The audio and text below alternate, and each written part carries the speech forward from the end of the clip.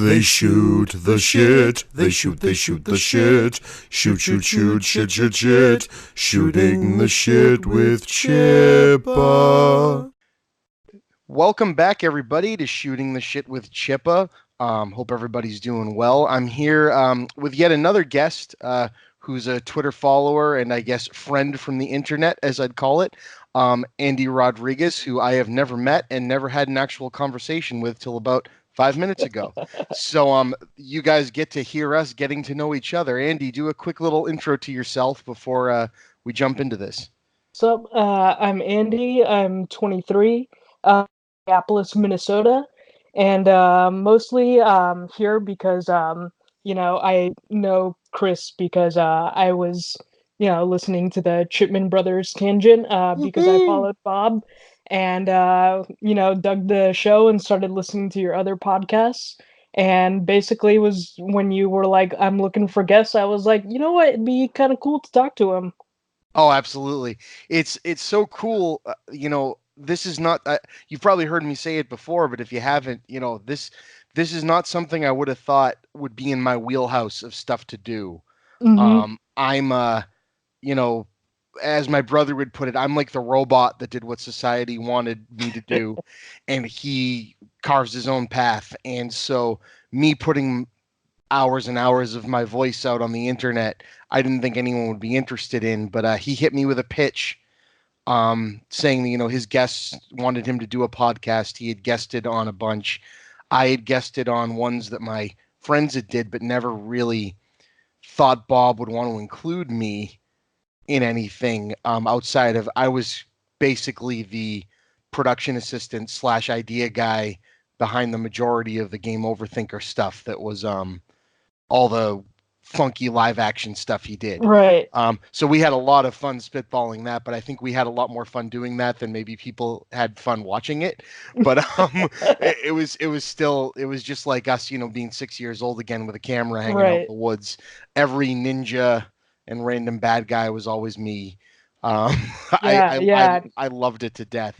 And so when he came to me and said, oh, the fans want a podcast, I was like, oh, what it'll be about. And he's like, it'll just be you and I talking about whatever the hell we want to talk about. And people seem to like it. The early comments that we got was, it's like listening in on a conversation on the phone, like between, two brothers or whatever. And Right. it's actually really interesting. And it went from there. And about 4 or 5 episodes into it, he had shown up and had made me a Patreon and it said, all right, this is yours. And I'm like, Oh man. mine to do what? And he goes, to create stuff. It's yours. And I went, Oh. crap. So it's funny because I'll coordinate with him and I'll be like, what do you want to talk about? He goes, dude, it's your show. He goes, I spend my entire every day coming up with crap that I have to do. He says, you tell me what I'm talking about. And I'm like, all right, this will be fun. So that's where this show came from, is Oh the idea man. of this show. Is I said, I really enjoy that type of approach talking with Bob. And I bet there's a whole lot of other people out there that are like minded that we could have a similar, interesting conversation. But I don't want to have it be on the show I do with Bob. Right, So right. I came up with another one. And what's cool is I can have someone like you that just wants to come on and talk about whatever. Yeah. And then I also, have had, people that have worked on movies. And I was thinking of, getting local bands on and kind of turn Yeah. it into like a late night show, kind of interview where it'll have, every people like me and then whoever else I can get my hands on. So we'll see. Um, Yeah, no, that sounds really cool and like just a really fun idea.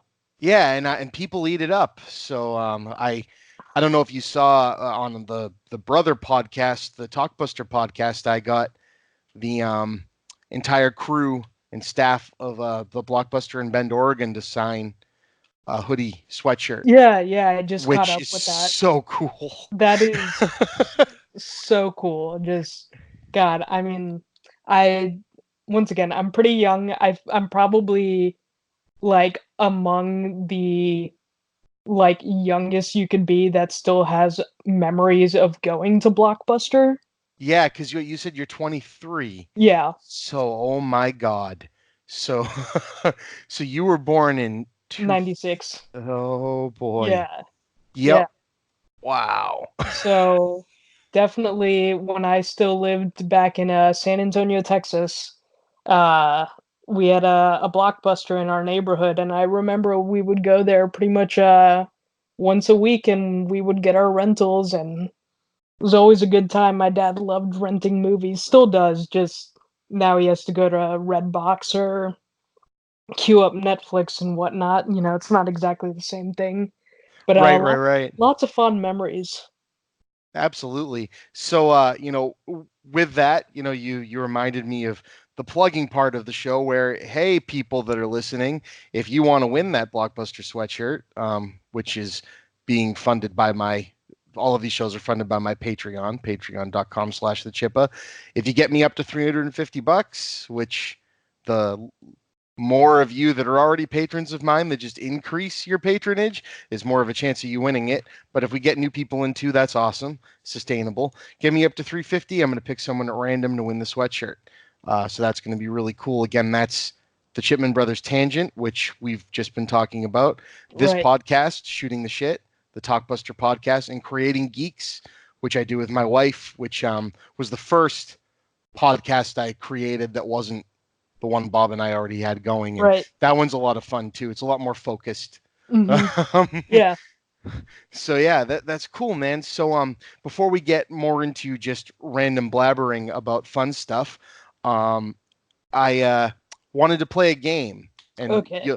you'll be the second person who, outside of me and my goofy friends on lunch break at work, who came up with this. So we've been throwing movie games around. It kind of started off with us going, we should play 6 Degrees of Kevin Bacon. Have you ever heard of Right. that? Yeah, yeah, I'm Oh, familiar. okay. And we're like, you know what? We can do this. We can come up with another game. So we have ones like, you know, inappropriate laugh track, where you have to come up with like the worst scene in a particular movie that it would be really inappropriate if there was a laugh track. Oh, Most of yeah. them end up in Schindler's List. I was just about to say it's everything Schindler's List or Yeah, like Portrait of a Serial Killer. right. 120 Days of Sodom, stuff like that. Right. um, but we also came up with director speed dating, which was Mhm. really fun. You take, like, let's say, Guillermo del Toro and Robert Rodriguez, and you Okay. and you put them in a room together, and one person plays one, and one person plays the other, and you have to come up with a movie script, but in speed dating style. So it's like back and forth, like, so you got Robert Rodriguez. It's about an underage girl who has daddy issues, and then Guillermo del Toro, who is also a bug. And like random stuff like Yeah, that. Um, that but sounds then about right. yes, but then my favorite one, that when I started thinking about it, it really kind of it fell into the it could be done like Cards Against Humanity style Yeah. with a randomly drawn card, and then everyone has a hand of cards and they throw down their answer, and it's subjective based on the person whose turn it is. And what they're picking, and the crowd kind of guessing what they'll think is funny, vice versa. We had this thing going around called Right Quote Wrong Movie, and it's right now sitting in 100 quotes strong. All right. Just over lunch break, me and a couple of friends just started filling it out. It's a Google Doc, so we're filling it out as we go. But I've created a random number generator that picked 10 for you and sent them to you. So I barely even looked at what they were. They just showed up and I sent them. All And right. then it did the same for me, and then same thing for the movies. I've picked 3 rounds. And to give you an example of the type of stuff I'm looking for, my favorite one that I've been able to come up with out of my head is, if someone asks if you're a god, you say yes. The Passion of the Christ. So That's great. that's kind of the idea. So you've got 10, I've got 10, and I guess again there's no real rules because we're just kind of spitballing this. But the first round, and again, if you haven't seen the movie, I can draw another Okay. if that's right. Have you ever seen Peter Jackson's Bad Taste? I have not. Okay, let me draw a new one. Pick a number. Just say a number. 27. 27 in a row. Evil Dead. Have you ever seen Evil Dead? I have seen Evil Dead. Okay, and if any of your quotes are from Evil Dead, just don't use them. All right. I got one All right. Army of Darkness, but Yes. Okay. Yeah. So I'll let you go first. So you've got 10 quotes in front of you. Pull one out for the Evil Dead for me. All right. Zed's dead, baby. Zed's dead. That's Evil Dead. perfect. I don't think I'm going to be able to come up with a better one than that. Let's see. Do. Oh, no, I got one. It looks like rigor mortis is setting in. Return of the Living Dead for Evil Dead. So, what do you think out of those two? Which one are you more partial to? I gotta go with the rigor mortis. It's Sweet. All right. yeah, I'm gonna say so too. So we have a vote for me in round one, and like I told you before, when I put this out there, it's gonna be interactive. So the people listening, I'll put a poll up for like 2 days, and okay. it's cool. I don't know. I'm just trying to come up Yeah. with more fun things. I don't know if you've heard in any of the shows. My late father, my and my brother's dad, always Mhm. wanted to be a radio DJ. So I Okay. always think of part of this is maybe some deep down inside instinctual thing from him of Yeah. like just Yeah. wanting to talk into a microphone to people. I don't know. I mean, there's something deeply satisfying about doing that. I did college radio for a Oh, bit. so cool. That's Yeah. awesome. Yeah, I did that for about 2 years with a friend of mine, and it was kind of it was actually took a lot of inspiration from like some of the podcasts I listened to in Bob's shows, and it was a lot of fun doing that. Oh, cool, man. Put a pin in that. That's the first thing we'll talk about Yeah. right Okay. after we finish this game because that's fascinating. It's cool to hear from, again, I'm 35. You're not that much younger than me, but 10 Right. years is a decade, right? Right. Right. So it's interesting to hear the college radio show I did was inspired by a podcast is a very weird flip in the other direction, right? Right. Anyway, we'll get there. So the next movie, if you've seen it, and if not, I'll let you pick another number, is Mars Attacks, the Tim Burton classic. All right. Have you seen it? I have not, but I'm like familiar with the iconography of Okay, it. cool. So you're familiar enough to throw a quote on it. So cool, let's do it. All right. So, I can't lie to you about your chances, but you have my sympathies. Yes. Okay. Um Later, let's play global thermonuclear war. And that quote's originally from War Games, which is a fantastic fucking Yeah. movie. All right, so which one? I actually really like yours. Yeah, I'm, not to sound particularly vain, but I'm partial to mine. Yeah. No, all right, cool. So a round for me, a round for you. So the last then is the Ten Commandments. Wow. All right. Okay, I got a quote for this one. I find your lack of faith disturbing. Shit. I am not going to be able to. Okay, let's see.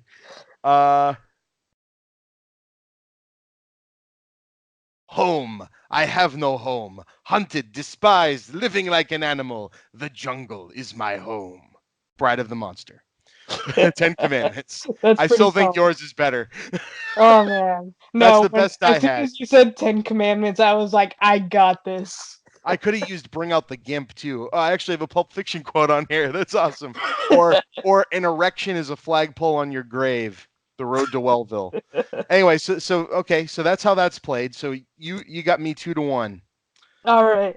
So That we'll was see fun. we'll see what the audience thinks. Yeah, I mean, I can't say who it is, but I've got a podcast scheduled for midsummer with a Okay. board game manufacturer. Okay. And again, unrelated to this, I just met him at a convention and was a big fan and was talking, and he's going to be on the show. But I'm going to see if there's any merit or how I would go about if when I get more thrown together, turning this into a game. Because I think Okay. so. That's why I'm playing it on the podcast, is to try to get some feedback. People seem to like it so far. It Yeah. hasn't actually aired on the podcast. I've only ever hinted at it Okay. because I just recorded 2 nights ago, the first time I've ever played this with anyone on the air. All right. So yeah, so that's so part of so this thank you. early test. Yes, thank you for indulging me. Also, it's funny. I was playing. Have you heard they made a Blockbuster board game? I saw that you had gotten that in that package of yours. Yeah, so we played it yesterday with my friend, who's going through some rough times. He was one of my store managers, or one of my managers when I worked there, and we had an absolute blast. We were in tears. It's kind of similar to this game, but instead of it being you know, uh, the right quote wrong movie thing. It's just really quick, like head to head. Like how quick can you come? You basically get the name of a movie on a card, and the person who wins the head to head round, which is going back and forth until you can't come up with an answer anymore. So it'll be like, oh, name a movie with a female protagonist, and you go back and forth until someone doesn't get it before the buzzer runs out. Then the winner of that round picks 6 cards, and they all have a name of a movie.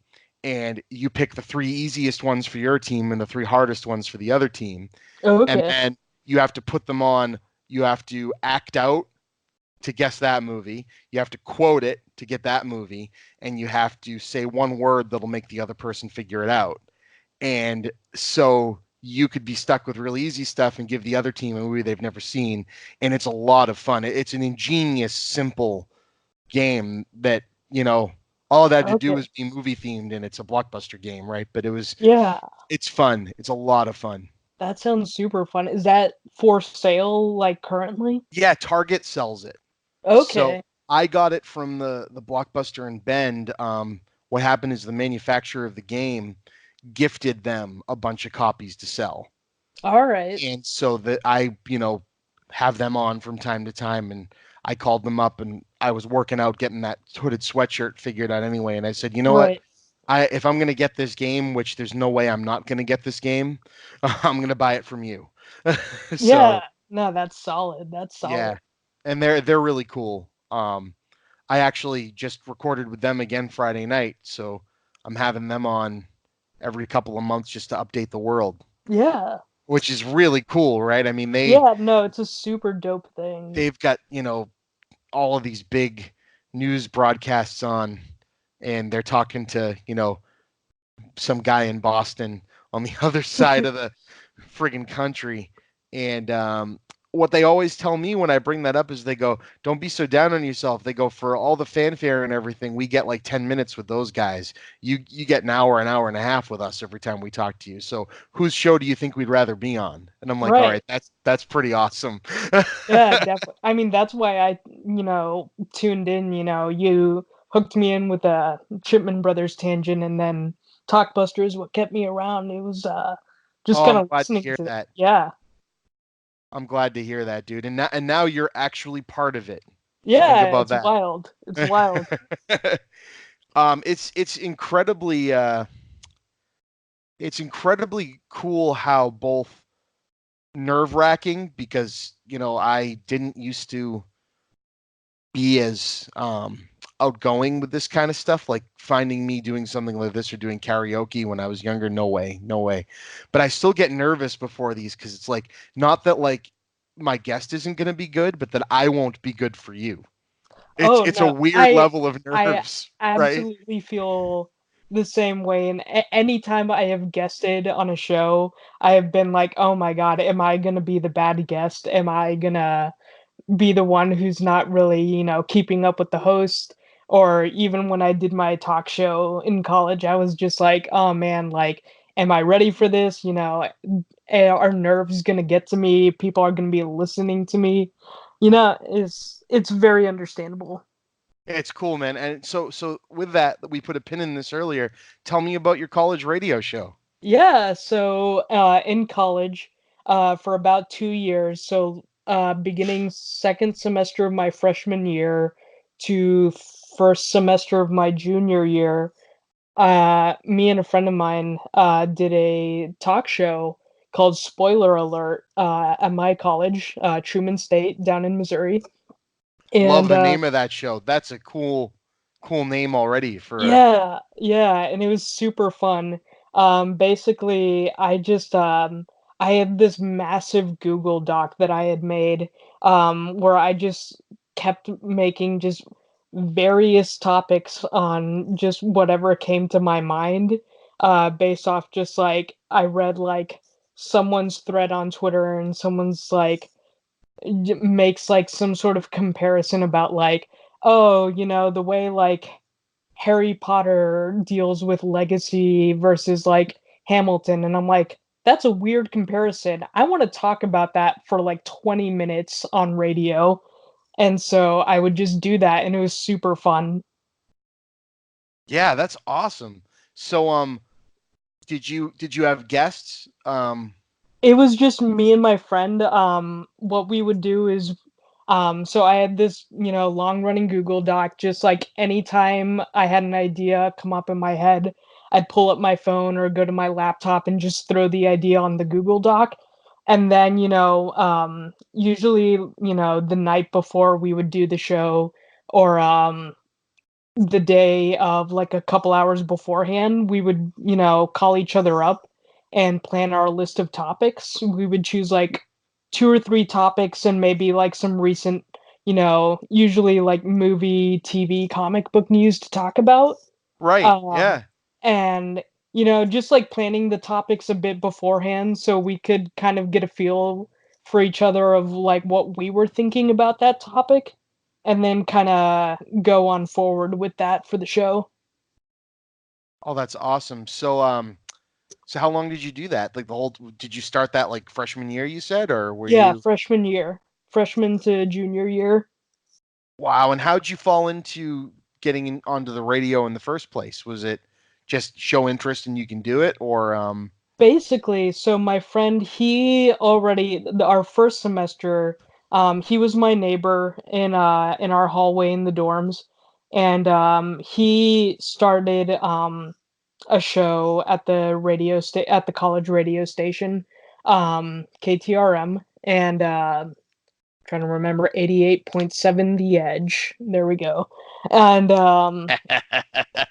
yeah, and basically he had already started his own show called I think it was Classics and Cuts, and basically we would just kind of get together and shoot the shit, and we would just talk about things that interested us, and he was like, "Do you want to do a show together? I feel like it'd be a lot of fun." And I'd be like, "Hell yeah, yeah, let's do it." And so we ended up doing so, and we basically he was just like, "Yeah, I'll just we'll just, submit the form online saying that we want to do this show," and from there on basically we got a spot. oh, that's fantastic. So do Eh, you have any I'll put you on the spot. Do you have any topics similar to the types of ones you do on that show off the top of your head that have been itching to talk to somebody of similar tastes and ideas with? Or um oh man, I wonder if I still even have that Google Doc around. wouldn't Um that be hilarious? Oh man, I just like it's I miss I would go to that Google Doc regularly because it's just like something pops into my head and then like I'll forget about it in like 2 minutes, but like having that doc around just let me like keep all of that coherent. Oh yeah, Uh no, it happens all the time. I was talking to my buddy Steve, who's been on the Talkbuster podcast twice. He was one of my managers there, and he has a very um like when you say you have a group of friends and a group of like-minded people and it's like being in an echo chamber. I yeah, always feel like I'm on my toes with Steve, and not like in a, oh, he's got different political views, or there's nothing, it's nothing like negative or like toxic that would like affect a friendship, but he's always just on like a different side of a thing than everybody right. else. It's like you might go, oh yeah, we all went to the movies and we loved, X movie, and he's like, it didn't really do it for me. Like, and he'd have a really good, like, well thought out reason where it's like, wow, that's, I didn't think of it that way. Well, I was talking about how and I don't want to, me and him are going to do a podcast on this, so I don't want to this is the thing we go on. But I was talking about how the precedent for the people making the Sonic the Hedgehog movie to come out and go, okay, well, you don't like the design, fine, we heard you, we're going to change it.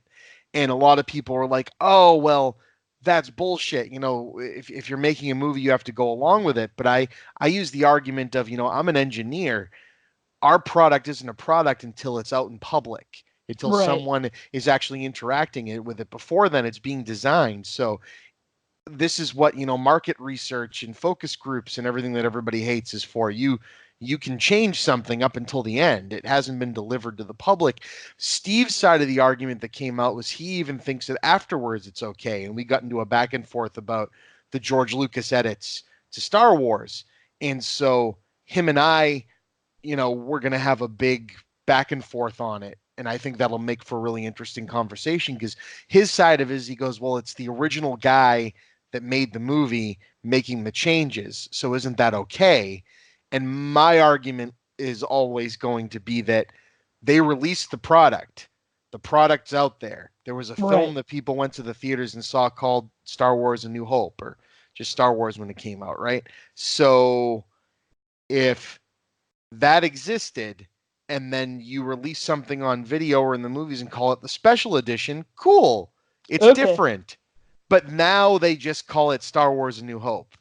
And they pretend that the original version never existed and you can't buy the original version. Right. But he doesn't think that's a problem. So him and I are going to go back and forth. It was supposed to happen last week, but he had to reschedule. But I think that's going to be a fun topic. So, stuff like that.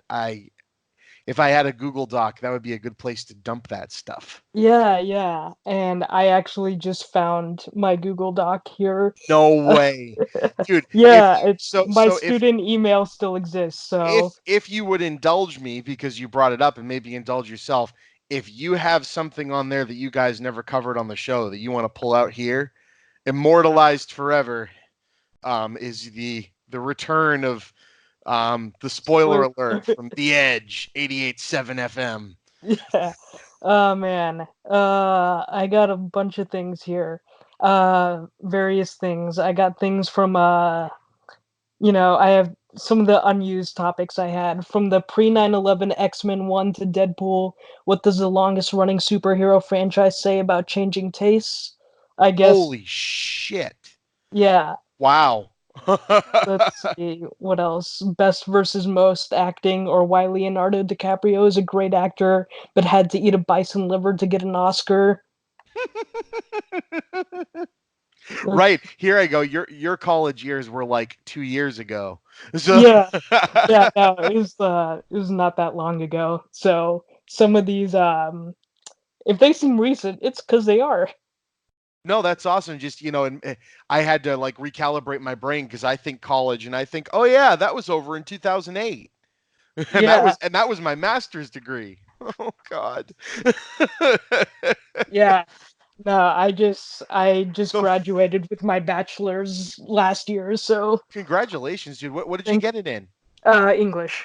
English, awesome. And that's why you say you like to edit people's words on your. Yeah. Are you an editor? Is that like your passion, or is that just? I would enjoy doing that. I worked at my university's writing center while I was at school, so I did a lot of work, working and editing people's work and trying to get them to understand, how to kind of like make their writing more clear and coherent and stuff. I just really enjoyed that a lot. That's awesome. To give you an idea of, college for me, when I walked into college the first day from my crazy commute and my inability to find parking, the cell phone that I had at the time, the only game it had on it was Snake. Oh man. Yep, it was a Nokia, one of those little Nokia like teardrop phones that were like half the size of your hand. Right. Yep. Oh yeah. I'm sitting here looking at this like Galaxy 10 or whatever it is that I have here, and I'm like, that's wild, man. Like, no GPS.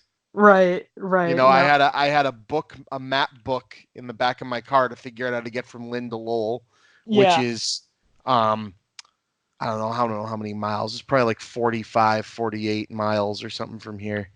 I don't know. Oh man. Yeah, I definitely just the advent of technology and various things. I remember MapQuest being a big thing, and I remember my dad printing out the MapQuest instructions, because my family was a big road trip family. Oh yeah, us too. Yeah, So I Or the remember the pages and pages that he would print out because we would drive from like Texas to Florida and whatnot. Oh, nice. The AAA triptychs. Yeah, Uh, that it was just like you. It was MapQuest, but you had to go to AAA. You had to like okay, request it and then show up, and they'd have like a packet all printed out for you. very But neat. it was just MapQuest, you know. But then they would also have a folder of the restaurants along the way. So I mean, they did all of the stuff that the current stuff does for you, just Yeah, very manual and analog. Um, so man, so back to that Google Doc. You brought up a couple of heavy topics, man. Um, that X-Men one, that's a tempting one. yeah, yeah. No, I remember I came up with that, and I guess that even that one's a little bit dated now because since then we've had Logan and Deadpool 2 come Well, out. right, and I was gonna say, so since then we had which maybe we touch on this topic a little bit. We don't have to go into like 3 hours of this because I need to sleep. But Yeah, do definitely. you? So what are your thoughts on Because I like to talk about the X-Men movies before they got bad, Oh which man, which which I mean, like I feel that they were still outside of X3, which was just a mistake. I feel that they were still good through to about Days of Future Past, and then Logan is its own entity of its own, and Deadpool's kind of its own entity of its own. But oh man, was Apocalypse so bad. oh man, I have And oh like man, does Phoenix look so bad. it looks real bad. It looks real bad. I feel sorry for that cast in general because there's a lot of good actors in there turning up for what looks like a very not good movie. Yeah, they've got such a great cast, and it's like it's such a bummer because I really loved the work Matthew Vaughn did on First Class, Yeah, yeah, that's and one of that's First Class is honestly the only mainline X-Men movie, so not counting the Wolverine spin-offs or Deadpool, it is the only mainline X-Men movie that I genuinely really like. right, and I agree. It's because I lived, I lived the X-Men movies coming out at a time when there was nothing else, right? When X-Men 1 came out, it was a big deal. It's like, oh man, we have a competently made superhero movie for the first time in God knows how long.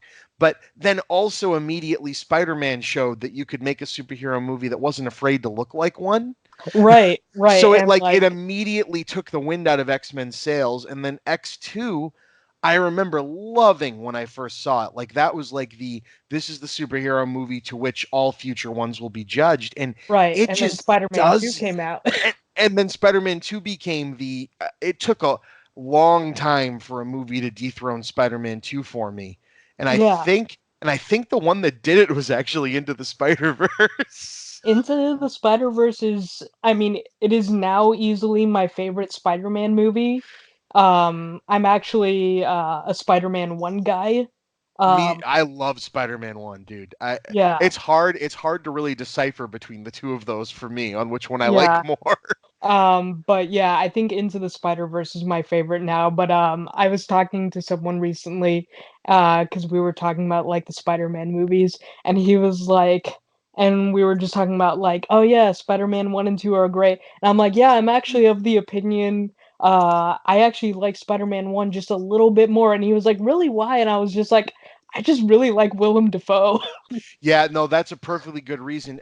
Spider-Man 1 was an event movie for me cuz like right, and this will somehow divert itself back into the X-Men, I'm sure. But the Yeah. Spider-Man movies were just so much better than the X-Men movies is what it really They comes down to. they really are But just like, oh man, I remember the first time I really like rewatched the X-Men movies. I watched the first X-Men again when I was like 15 or so, and I was like, this is boring. it did not age well at all. Yeah, And and neither it did the second one, unfortunately. no, no, they are they do not exactly hold up. No. No. So Spider-Man 1, you're still there, right? Yeah, yeah, I'm here. You sounded like you dropped for a sec. It Yeah, no, happens. I just took a drink. Sorry. it's all good. Yeah, what are you drinking, by the way? I am drinking Goose Island 312. That's a It, freaking great beer. yeah, it's a beer about as good as what a 19-year-old thinks Blue Moon is. Yes, 100%. I actually just have a boring old Sam 76, but Sam 76 is tasty. It's a pretty And solid choice. yeah, I had a case of it, or a 12 pack. It's like, oh, it's summertime. This is like the hang out and do yard work kind of drink. So, Yeah, but no, oh man, now you make me want the 312. Oh, 312 such a solid beer. Granted, like I am maybe a slight bit biased towards a lot of the Anheuser-Busch products because my dad worked for Anheuser-Busch for a good while. yep. So that's just what I'm familiar with. Um, but yeah, Goose Island's really good. Well, they have a good eye of buying up really good craft breweries and letting them keep their identity because that's what they Yeah, did with Goose Island. They also did the same with Shock Top. Shock Top is also really good Yeah. as like a solid like Blue Moon alternative. Yes. Especially for when you're a younger person. Oh, Um, yeah, that's everybody. For me, when I was first of the age of drinking beer that wasn't, just whatever the party had the most right. of, it was much more IPA heavy to get people in. But I Really? remember the first time I had, yeah, which is weird, right?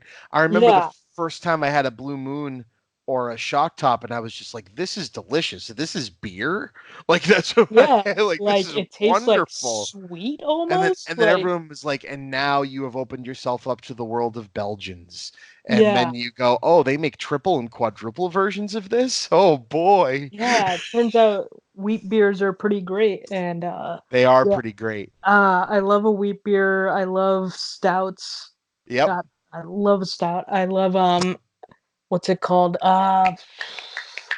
I can't Samuel Smith's Oh yeah. organic chocolate stout. Oh yeah. Oh my god, that is indulgent. Have you ever had Old Rasputin Russian Imperial I Stout? have. I have. That's one That's of my also personal a very solid favorites. one. Yeah. I have an Imperial Stout from a local place that have you ever heard of the Great Molasses Flood? I have heard of it. I don't know much about it. So it happened in Boston's North End. Okay. And it's something my mom always talked about, and we ended up finding the plaque. So they used molasses in manufacturing of some textile for the war effort. Interesting. Um, and so they had this giant, badly engineered and badly kept up vat of molasses right on the waterfront in the North End. And it was leaking, so much so you can hear stories of families that were using it to cook would send their kids with little like tin cups to Oh my god. to get and it let go one day and a flood of molasses in like 90-degree weather in a city Ooh. went all over everything and basically coated and then hardened and froze people and horses and Oh. it was terrible. Oh And god. so my mom's a big history buff, and so that was one of her favorite stories to always tell about weird shit that went down in Boston, and we finally found the plaque. This was the site of the molasses flood, and it's like, all right, that's awesome. And so I found a beer, imperial stout made with molasses called the Great Molasses Disaster. Oh man. And it's made by a local brewery. And I bought a can for my mom just to have the can. And she thought it was the funniest damn thing. Oh man. That honestly that's hilarious and also sounds amazing. Yes, it's a delicious beer.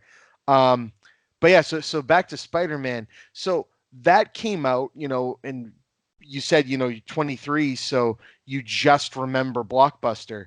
So you also, the X-Men and Spider-Man movies were when you were quite young, right?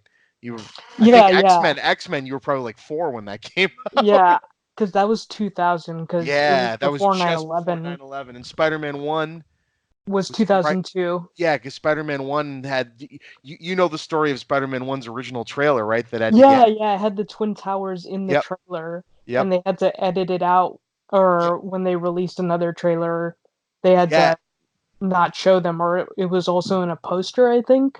it was in a poster and at Blockbuster. We had a DVD for a movie that was made by the same production company, and I don't remember what it was, but it had the trailer on it So when 9/11 happened, it was before the movie came out. They recalled them all, and we had to Really? get new ones. So if you can find a copy of whatever this movie was with the Spider-Man trailer on it, that was a big deal. Wow. I Um, was not familiar with that, but I guess that does sound believable to it what was was happening such. at the Have you ever seen the trailer?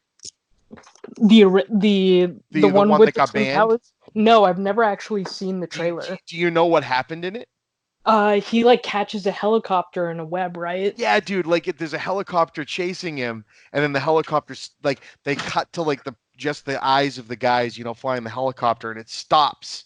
And they're like, "Wait a minute, what?" And the controls and the camera pans out, and there's just a giant web in between the two towers holding Oh the my helicopter. God. And it was such a great trailer. Like, oh man, like yeah, I'm just imagining it like before 9/11 happening. That would just be such an evocative and cool like image to have, and then just not too long Right. after. And then you just don't want to remember people at all that they were there, which I get it. Wow. Right. Dude, yeah, that was awful. Yeah. Yeah, no, You really definitely. can't talk. It's funny. It's hard to reminisce about popular culture or living without 9/11 coming up. No, because With like anybody. it's so much like because once again, I was pretty young when it happened, so like I definitely have like memories of the events and like just like the cloud of the attitude post 9/11 is just like what I grew up in. Yeah, So right. like, just kind of it's weird reconciling like kind of the jingoism and the casual Islamophobia kind Oh of thing. yeah. Like, my like it's wild to think now like my dad is a pretty lefty person now. But I remember like even then, my dad was a former military and stuff, and he was still like a fairly like, you know, it riled him up, it riled people up. Like I remember like people didn't really have an issue with supporting the war and all that, and it was wild, thinking back on it now, this is a weirdly dark uh segue to go with this, but yeah, that's Yeah, kind of no. I mean, I got into college right after it, right? right. 2001. I started college in 2002, and we had friends that went into the military. Like, you just know people casually that just decided not to go to college and joined the army and the Right. Marines and everything.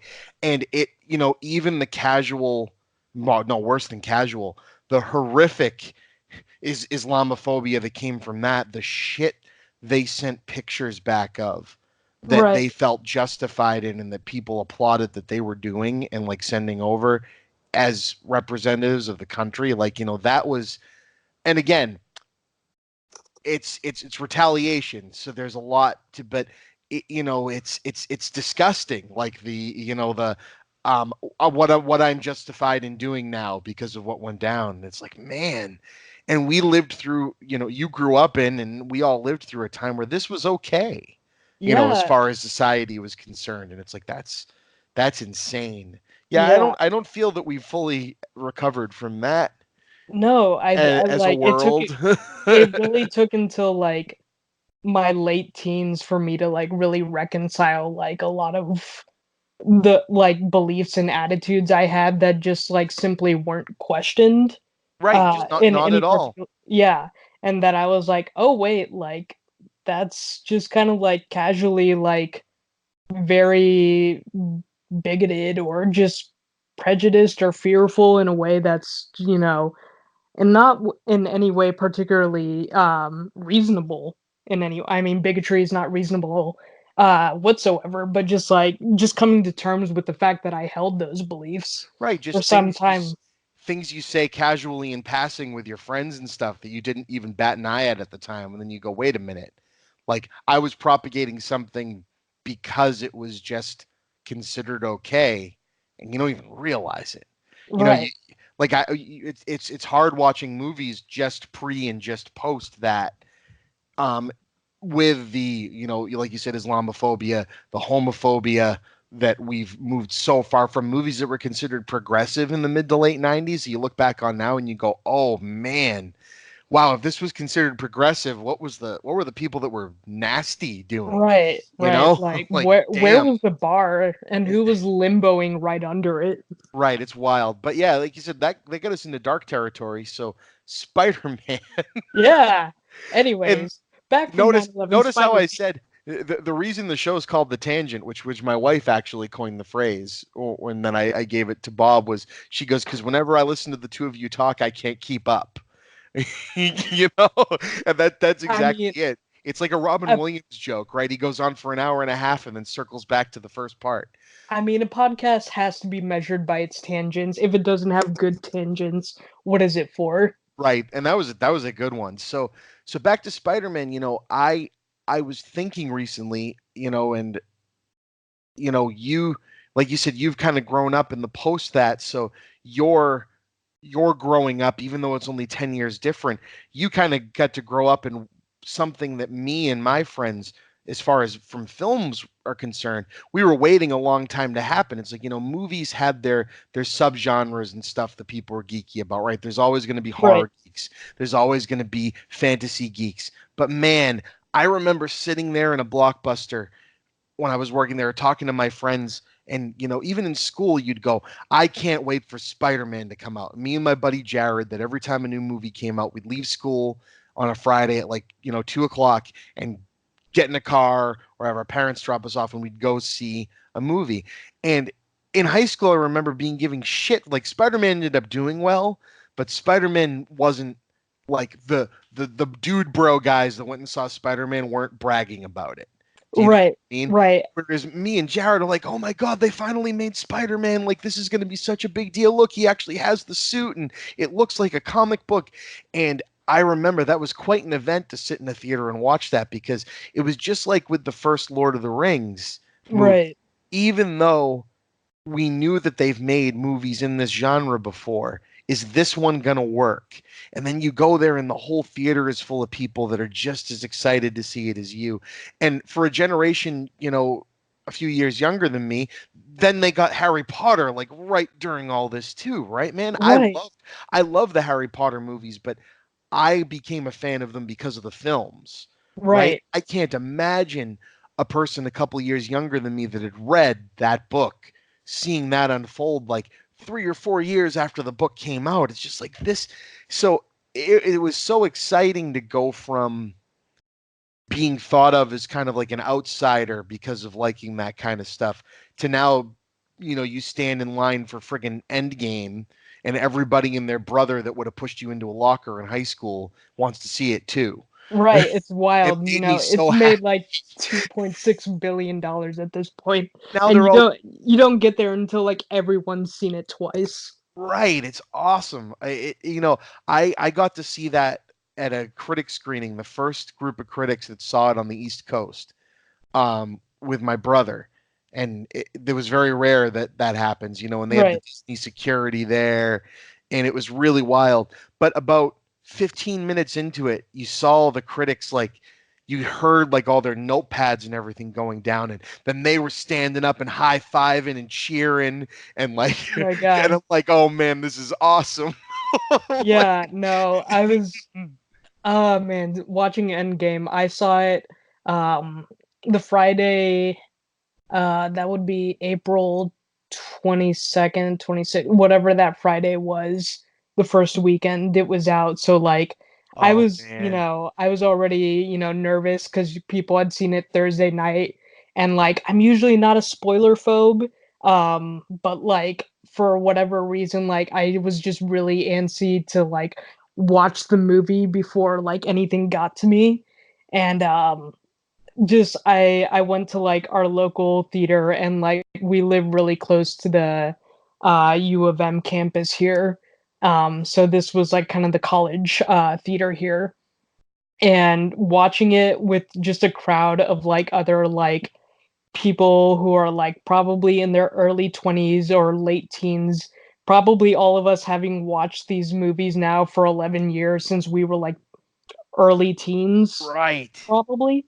Like it was wild. Just like the entire last third of the movie was just like everyone cheering. And again, like I've said, a lot of people get really cynical about this stuff, but you could tell everybody making it cared. I Right.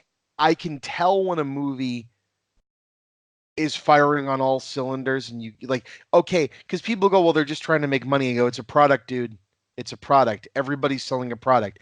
I'm having an absolute blast talking to you right now, but for whatever it is, this is a product. I'm Right. doing this because people like it, but I also can't see myself doing anything else because I think it's a blast.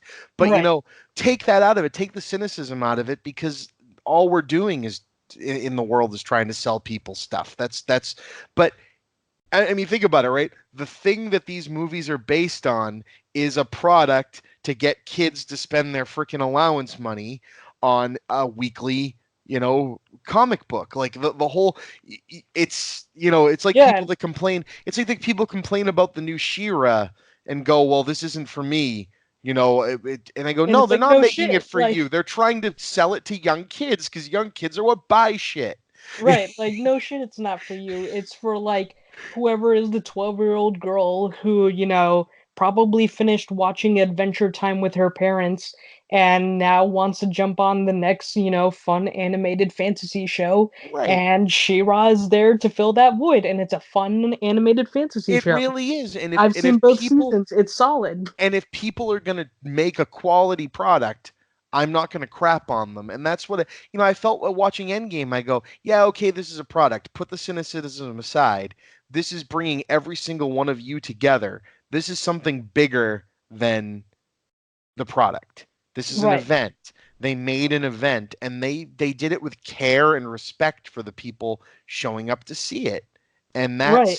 it's a celebration, man, and a very well done one. And goddamn, it was so good going in not knowing what to expect. I loved not having a damn thing spoiled. It was so good. And like I think there's plenty to be cynical about, Absolutely. how Marvel Studios and Disney run as companies.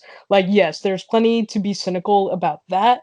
But like just, to be cynical about people's emotional reactions to the movie, I think is a little unnecessary because in Right. the end, especially when a lot of these people are people my age who, started off by probably watching Iron Man when they were 12 years old and now have followed up until this point, like, those emotional reactions are legitimate. Like, that's people, laughing and cheering, and some people crying at this movie because it's a legitimate and earned emotional reaction.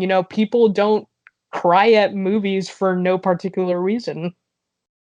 Yeah, and not everybody cries at the same stuff, right? Like there's a lot of people out there that have no emotional reaction or connection to Guardians of the Galaxy 2, Yeah, right? That movie destroys me. I yeah, can't handle it. yeah. And No, the and the to funeral me, scene kills me. yeah, and to me that's a success, right? And I don't care what product you think they're selling. That movie will always be personal to me because it's like the writers are talking right to me. Right. Not to everybody, right to me. And Endgame did that to me like 5 or 6 times where I just sat there and went, did they really just spend the first half of this movie spending time like they literally could have just made the third act of Endgame the whole movie and Right. it still would have been a decent payoff for what they set up. They had the balls to go and give us a half of a movie of exposition again, just Right. to set up characters and to pay off emotional beats they've been building up for 11 years. Everything with Tony Stark and Pepper and their kid just hit. It was home runs, every bit of it. And I'm just sitting there going, I didn't think I needed this. You know what I mean? But it's so good. Yeah. Yeah, definitely. Like there's just like, like nobody is going to be like selling, backpacks that say like I love you 3000 on it. Like that resonates with people cuz it resonates. Yes. Oh yeah. Um Yeah, it's just, and and then I look at like Happy sitting there at the end with Tony's daughter and the I'm gonna get you all the cheeseburgers. And all I could think was my brother sitting there with my daughter. Right. Because that's the way she looks at him, and I'm just like, and then I go in my head, shit. Like if I was dead right now, that it would be, you know what I mean? The movie, it makes you go into personal places. Hell, I don't know if you've seen Brightburn, Not yet. but Not yet. My girlfriend actually wants to see it. it's actually really good. There's not a lot going on outside of the premise, but I Right. think that's fine. It's a good old fashioned, like, what the cover box tells you you're getting into is exactly what you're gonna get, like, Right. little movie. But they do this thing, and again, this isn't blowing anything about plot. They do this thing where they show the kid growing up with the family through real footage of, I'm sure it's one of the directors or somebody's kid, just like home movies. Mm-hmm. And being a father, I sat there and, knowing already from the trailers where this story is going to go, that just crushed me. Right. Like, instead of it being like a Nightmare on Elm Street movie where you go, oh man, I can't wait for Freddy to show up and start cutting people up. Every time this kid's empathy drops and he just goes evil Superman, Right. it's so friggin' horrific. And Oh the man. movie got that so well. It forgot to give it any more subtext outside of that. But Right. what I personally brought to the movie, in being a father, I sat there and went, how would I feel? Like if if my kid was pure evil, Right. you know what I mean? Like, Right. how would that affect me? With that's a heartbreaking thing because you blame yourself, and she's like, holy shit, why am I having these feelings right now watching a dumb slasher movie with an evil Superman? But man, it shook me in that respect, and I liked that about it. You Yeah, and know? that I feel like then it's probably going into like the more interesting angle to do that in, because when I myself, I'm a pretty big Superman fan myself, so like whenever I hear something that's like, oh, we're doing an evil Superman story, like I'm always a little like reticent about it Same because here. immediately I'm just like, is this just gonna be a tedious like, oh, like he's really strong and strong people can be mean and cruel and tyrannical, and like the angle that you're going at of like what would the parents feel about this sounds way more interesting. Yeah, and that's where it would be awesome if the movie went deeper into that, but what they do, the surface of it that they do scratch is the interesting part of the movie, and luckily that's the majority of the movie. Is it's the Nice. fallout of how it affects everybody around him. Right. Like like they spend a lot of time with the parents being with him and like their relationship working normal. So Yeah. when the veil breaks that, like, what's really going on with this kid, and it's a question the movie doesn't really answer, which I think is really cool too, is okay, is it like an alien sleeper cell thing? Is it just instinctual? You know what I Right. mean? Like that they're just sending off spores here to take over planets. What is it? And instead of really answering that, they leave you with just kind of the way he's reacting to it. But so it ends up being kind of, and again, this is me reading into it, but this is what I do, right?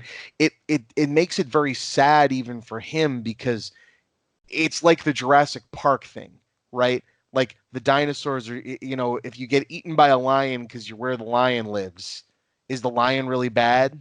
Right. You know what I mean? And so if this and so I started thinking that way, is it's like, okay, is this is it's like a melancholy, like a, oh man, yeah, this kid just did some horrific things, but the words he says, he doesn't see them as that. Right. It's very weird. Okay. And they build these relationships with his family, and you know when it becomes obvious who's kind of not making it out of this, which which I won't blow, Okay. it just makes it really fucking harsh. It is a nasty, Yeah. This isn't like a Superman, movie where Superman is conflicted. You know what I mean? It's like, no, no, he murders people, and it's not like, oh, I'm just gonna kill them. It's like torture. Yeah, You know what yeah. I mean? I I And you're saw the just like, trailer with the Jesus Christ. yeah, no, I saw the trailer with the it had the woman in the Uh-huh. diner and the glass breaking. It was Uh-huh. the Red Band trailer. Uh-huh. And oof, like Have if you that's seen? just a taster of the movie, like ooh, Yeah, that's that's just a taster. Yeah, yeah, the movie is way nastier than that scene. yeah. Um, but have you seen the remake of Evil Dead? I have not. So the remake of Evil Dead, I love it. Okay. And I thought that's the kind of movie that I would fight people if they told me they were going to remake it. But Raimi was involved and Bruce Campbell was involved. They were both executive producers, and I really like the movies that Fede Alvarez has made. Um, Okay. I think Don't Breathe is awesome. I don't know if you've seen that. I don't think I have seen that. Have you heard of it?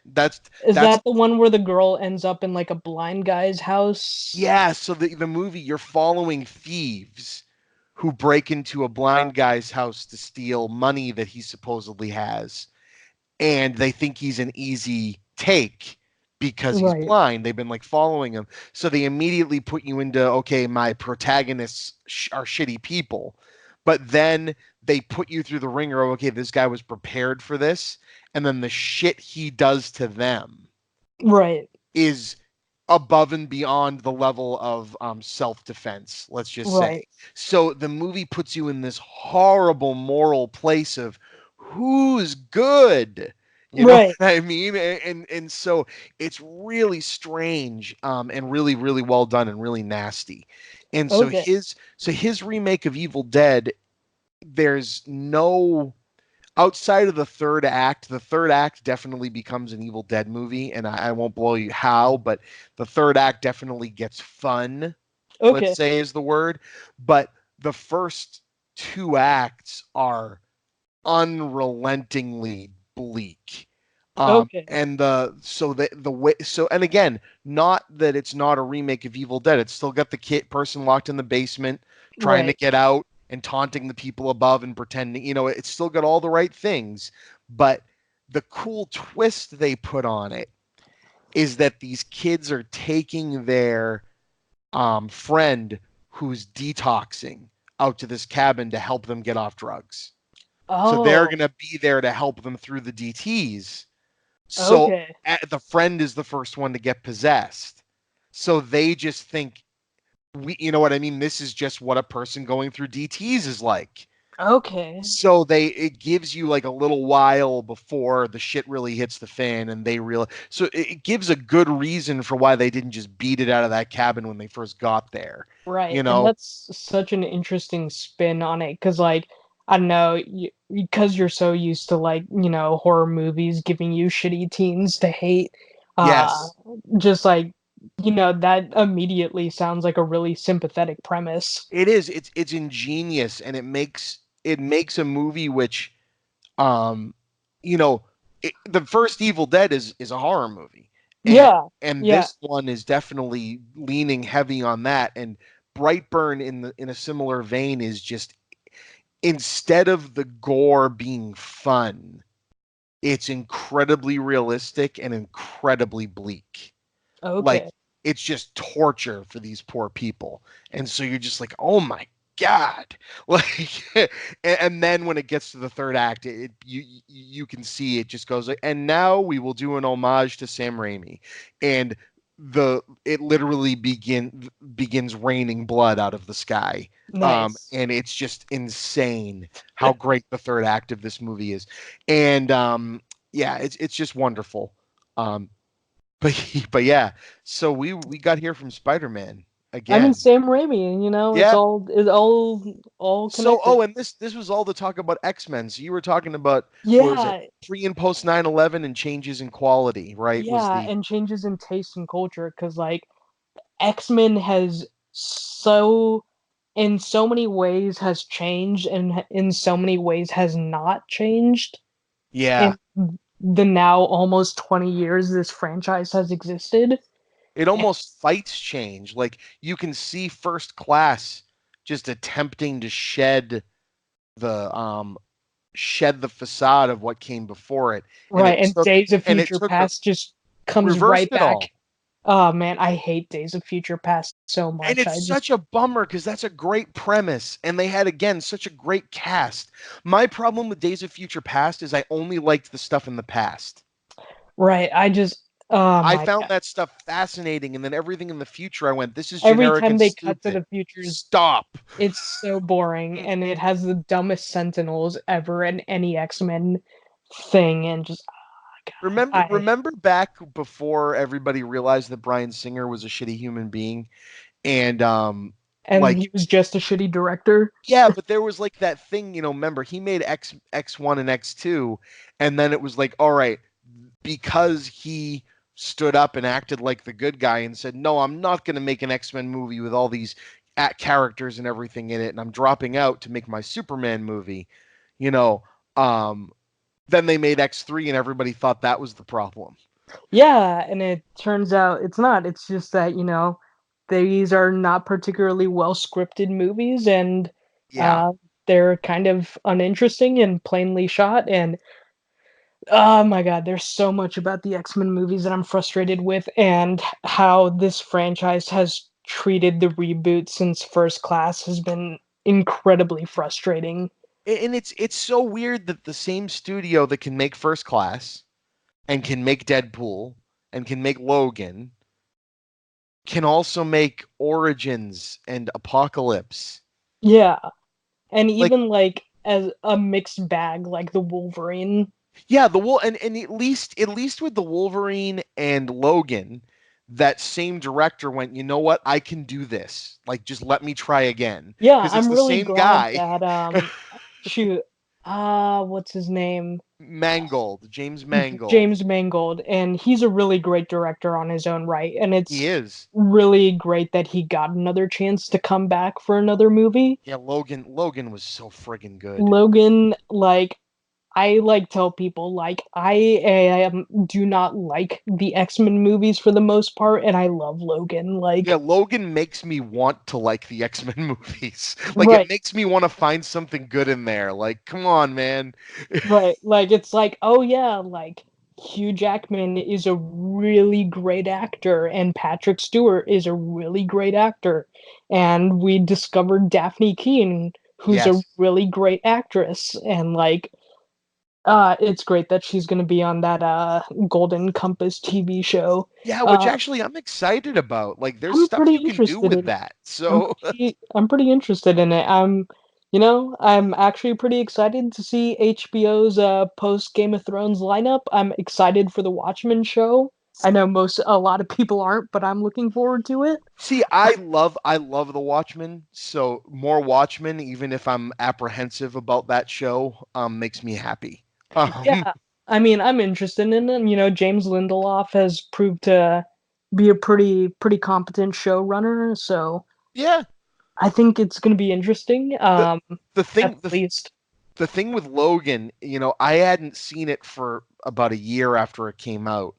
Um, my brother's original reaction, he goes, I'm not going to tell you really what I thought of it until you see it. And I saw it and I called him up and I was just gushing about it. I'm like, oh my God, you know, the, it was great to see Jackman, just fully get to like go off the deep end with that character. And like, you've earned this, dude. You've been trying your ass off to get this character right. You've been good no matter how the movies have been. And I'm glad you get like a little send off movie. That's great. Good for you.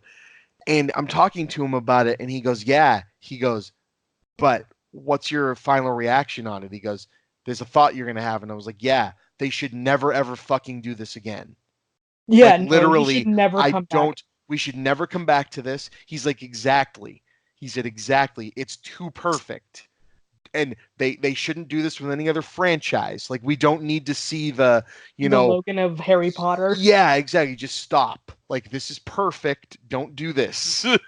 Yeah, like Hugh Jackman earned it by being in that role for 17 years.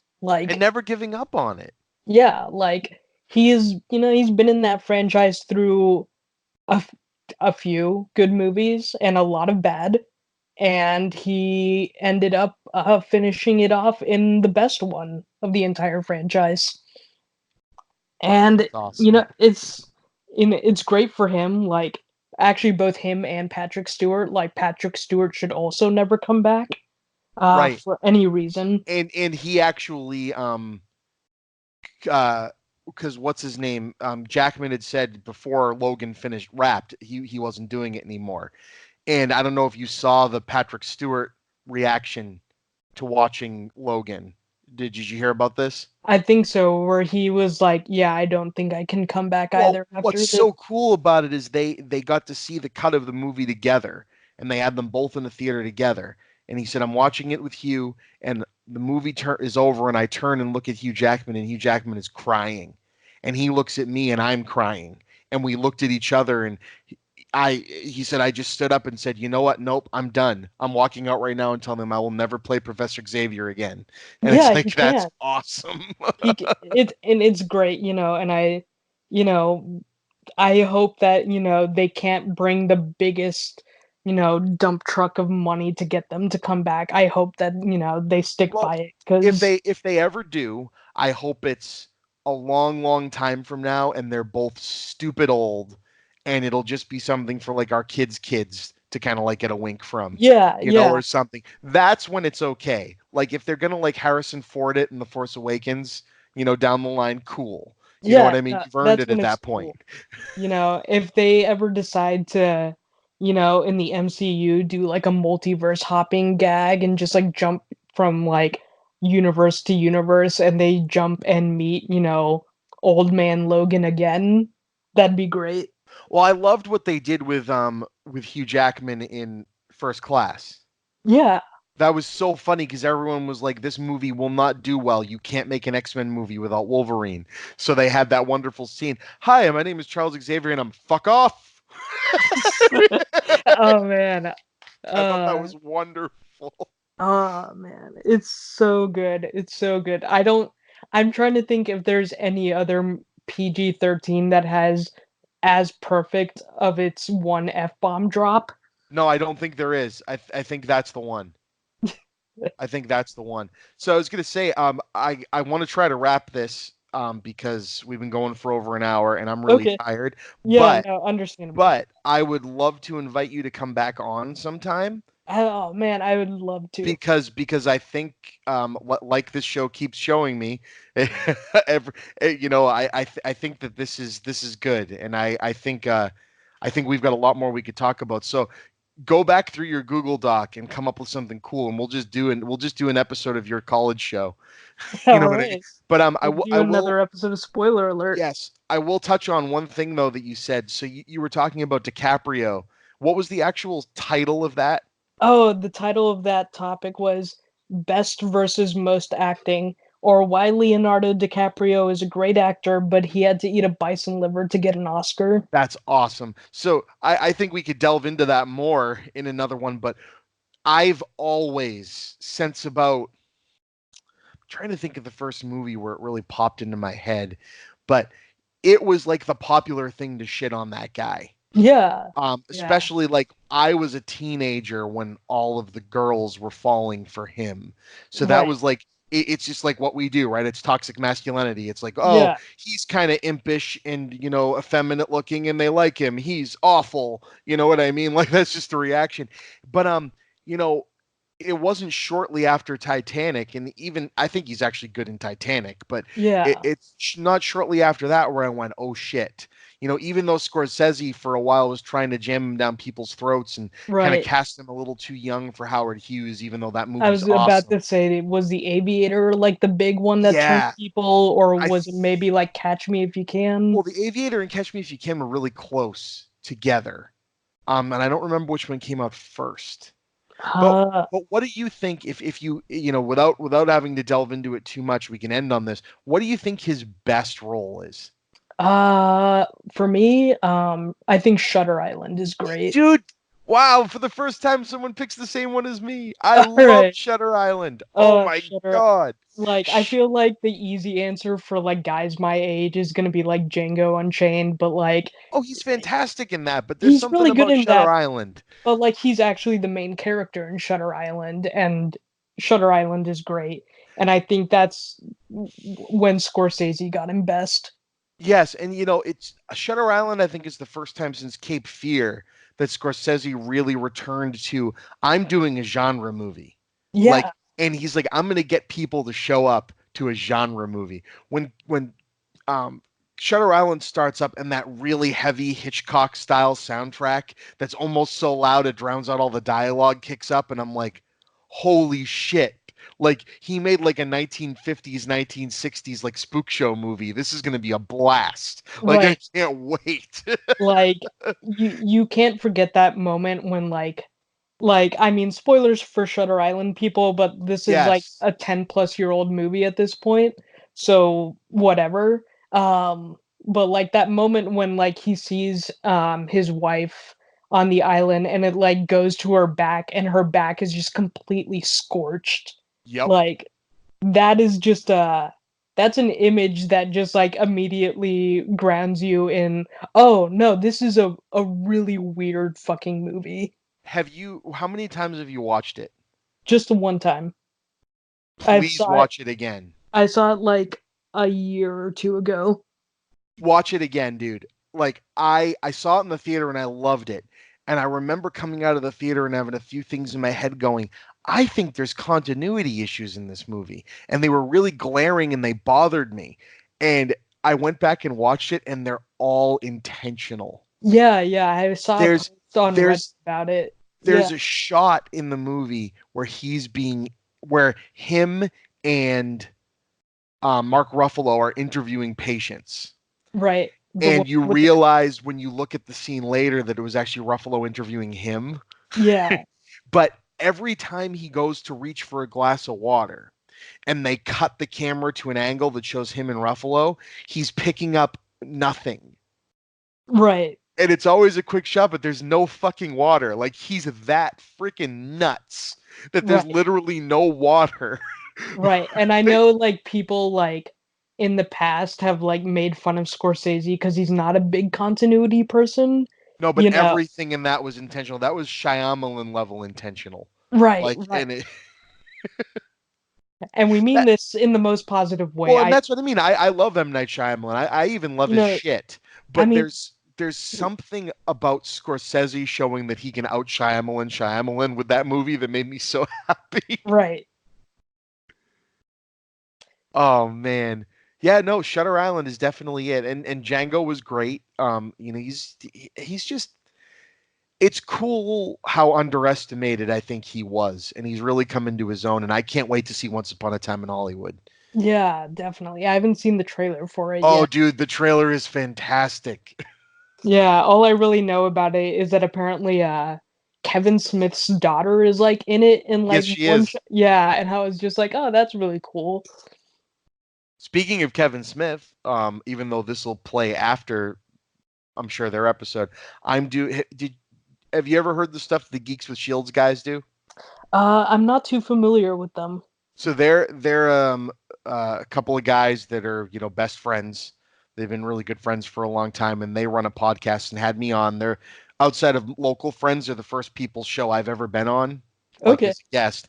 And we did this thing that we concocted together called the Spielberg Smackdown, where we Okay. went through Steven Spielberg's entire filmography and decided on one that could remain as like a time capsule, like if you had to knock. Okay. Like if And something has to go into the canon of film. yes, and so it was fun, and we ended up, even though it didn't seem like it was going to go this way, we ended up with Raiders. Like of all of the Okay. movies, we ended up with Raiders. It was weird, like how we got there. So we decided to do Kevin Smith, and the reason for the next one, we're recording it this Wednesday, and the reason we decided on Kevin Smith is the two of them have seen almost none of his movies. Oh, okay. And so it's very weird. You talk about things that didn't age well, like with the X-Men movies. Holy crap. I went back and watched Chasing Amy a couple days ago. Oh boy. Whew. I haven't watched Chasing Amy. I've seen Clerks, Oh I've my seen God, James. I've watching seen, Chasing Amy in today's world with the knowledge of how the acceptance of gay and lesbian and just the acceptance of different people in society have gone, every line in it just cuts. It's like, oh God, man, you thought you were really woke, didn't you? Oh yeah, boy. yeah, and I think he himself has kind of like walked back on it because like Uh-huh. he's a fairly progressive guy. He is. And that was an And incredibly progressive movie when it came out. yeah, so like I think he's kind of walked back on it now, and he jokes about chasing Amy now. Um, but man, yeah, no, I've yet to see it, but I've heard it has not aged particularly And well. it's a goddamn shame because it's probably the best written movie he's It, written. okay, It's really well structured, like because he's basically just doing a what if I made a romantic comedy, but right. made it as vulgar and as quick talking and intelligent as one of my dumb Jay and Silent Bob movies, which and he's probably I don't feel he's the director that has made the best movies of my favorite directors, but he kind of is, you know, me and my friends from Blockbuster, it's all Kevin Smith all the time, right? They just mean Right. the most to me. So to go back and watch Chasing Amy and have it fall so gross in some ways, I'm like, oh, this is a bummer, man.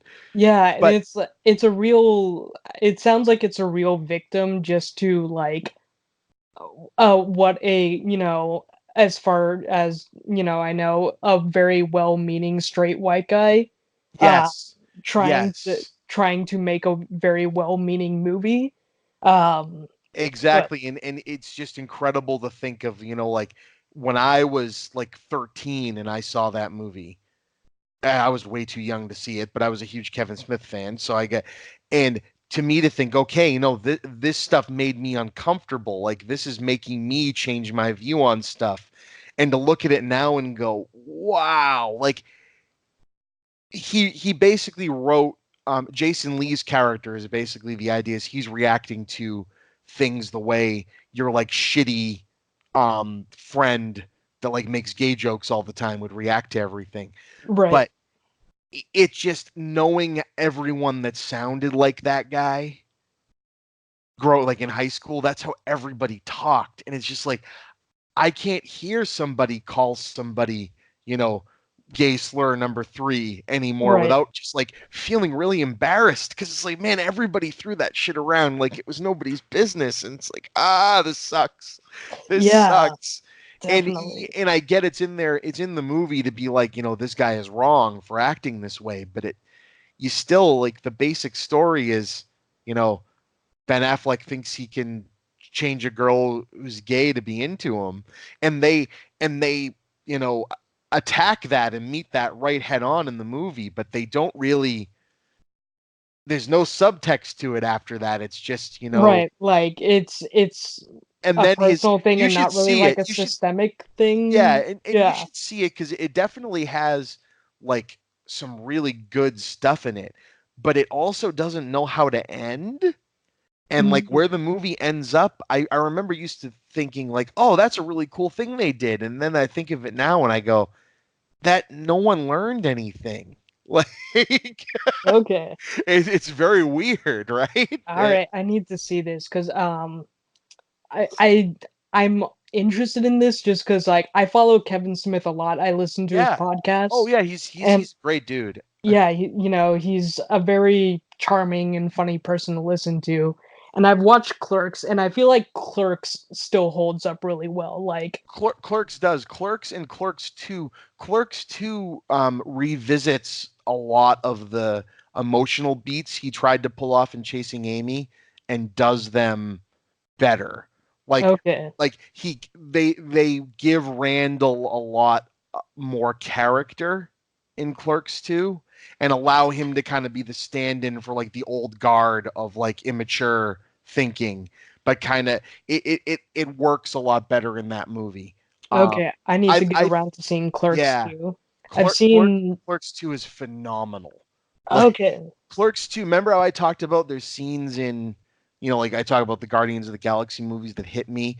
Clerks 2 has a third act come to Jesus basically between all of the main characters that anyone that's grown up through Kevin Smith's movies he basically opens his wrist on screen and just goes, here's everything I'm thinking right now, and Okay. just bears himself, and you just go through his characters and you just go, holy shit.